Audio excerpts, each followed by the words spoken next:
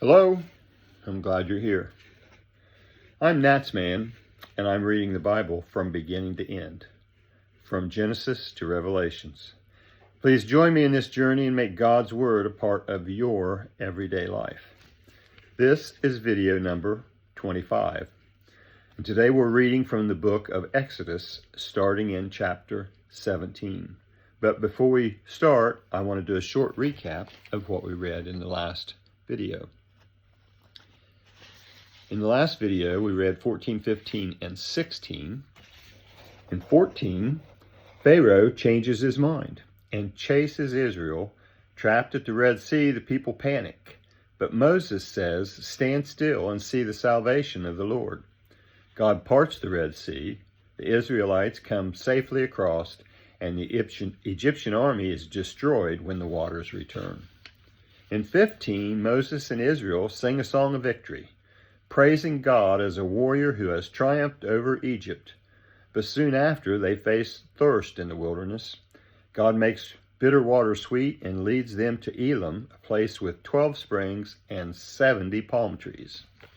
In 16, the people grumble about hunger, so God provides manna, bread from heaven, and quail. They are told to gather daily, but not on the Sabbath. Manna becomes a test of obedience and a symbol of God's daily provision. And with that, we will start chapter 17.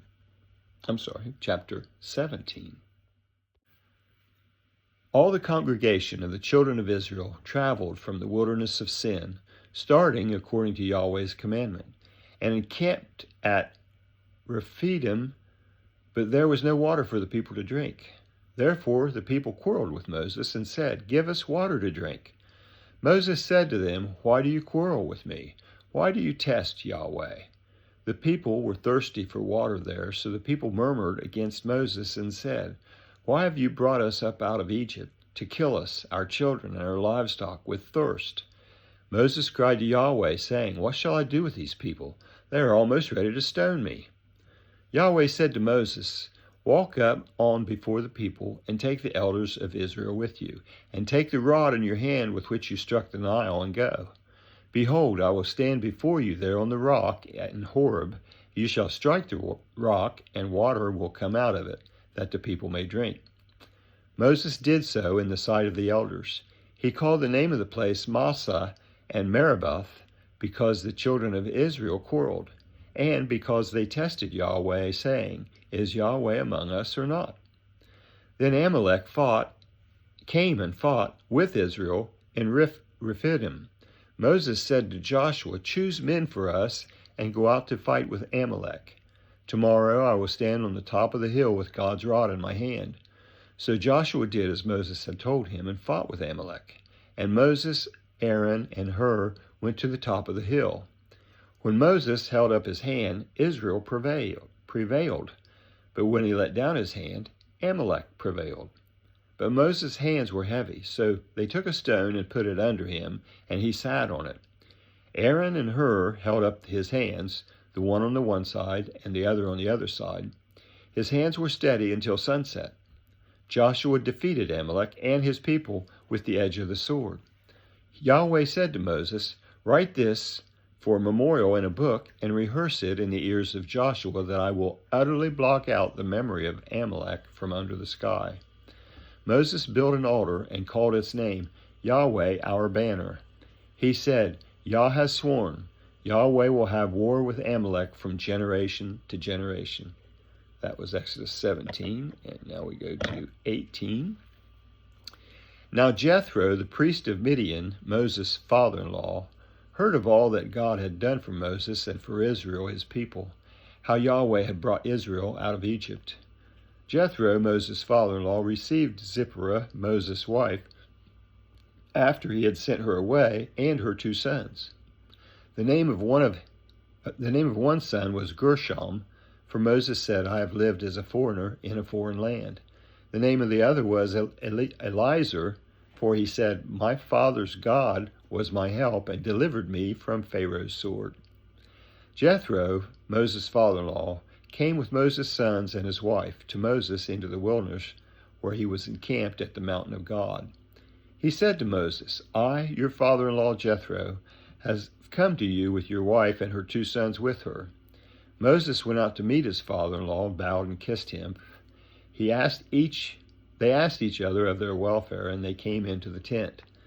Moses told his father-in-law all that Yahweh had done to Pharaoh and to the Egyptians for Israel's sake, all the hardships that had come on them on the way, and how Yahweh delivered them. Jethro rejoiced for all the goodness which Yahweh had done to Israel, in that he had delivered them out of the hand of the Egyptians. Jethro said, Blessed be Yahweh, who has delivered you out of the hand of the Egyptians, and out of the hand of Pharaoh, who has delivered the people from under the hand of the Egyptians. Now I know that Yahweh is greater than all gods because of the way that they treated people arrogantly. Jethro, Moses' father-in-law, took a burnt offering and sacrifices to God. Aaron came with all the elders of Israel to eat bread with Moses' father-in-law before God. On the next day Moses sat to judge the people, and the people stood around Moses from the morning to the evening. When Moses' father-in-law saw all that he did to the people, he said, What is this thing that you do for these people? Why do you sit alone, and all the people stand around you from morning to evening? Moses said to his father-in-law, Because the people come to me to inquire of God. When they have a matter, they come to me, and I judge between a man and his neighbor. And I make them know the statutes of God and his laws. Moses' father-in-law said to him, The thing that you do is not good. You will surely wear away, both you and this people that is with you. For the thing is too heavy for you.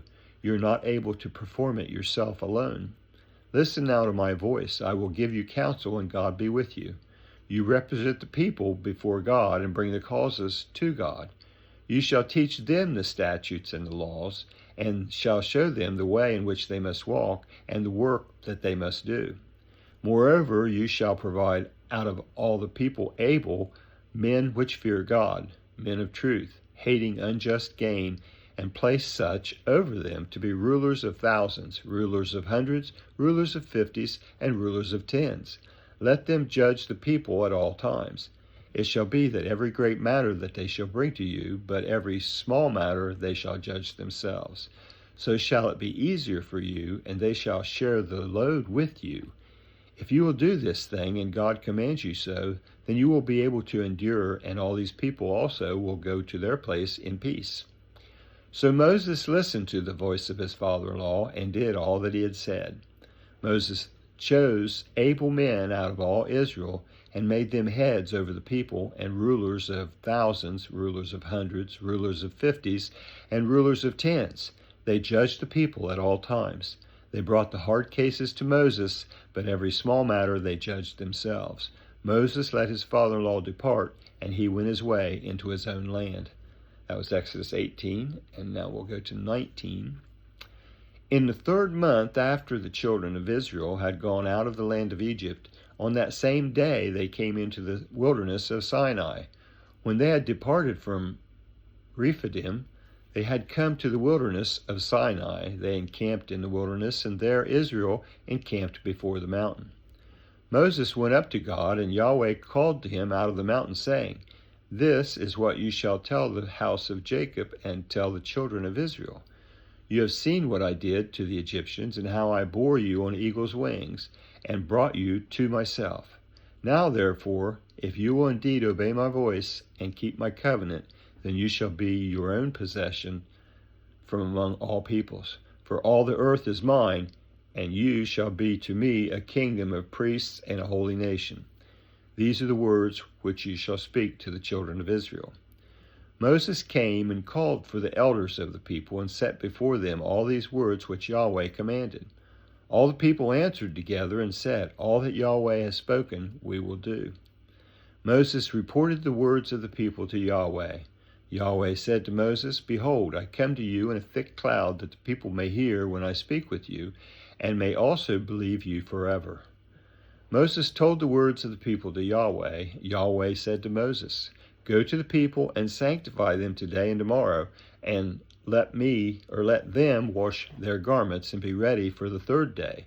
For on the 3rd day Yahweh will come down in the sight of all the people on Mount Sinai. You shall set bounds to the people all around, saying, Be careful that you don't go up onto the mountain or touch its border. Whoever touches the mountain shall be surely put to death. No hand shall touch him, but he shall surely be stoned or shot through. Whether it is animal or man, he shall not live. When the trumpet sounds long, they shall come up to the mountain. Moses went down from the mountain to the people and sanctified the people, and they washed their clothes. He said to the people, Be ready by the third day. Don't have sexual relations with a woman. On the third day, when it was morning, there were thunders and lightnings and a thick cloud on the mountain, and the sound of an exceedingly loud trumpet. And all the people who were in the camp trembled. Moses led the people out of the camp to meet God, and they stood at the lower part of the mountain. All of Mount Sinai smoked, because Yahweh descended on it in fire, and its smoke ascended like the smoke of a furnace, and the whole mountain quaked greatly. When the sound of the trumpet grew louder and louder, Moses spoke, and God answered him by a voice. Yahweh came down on Mount Sinai to the top of the mountain.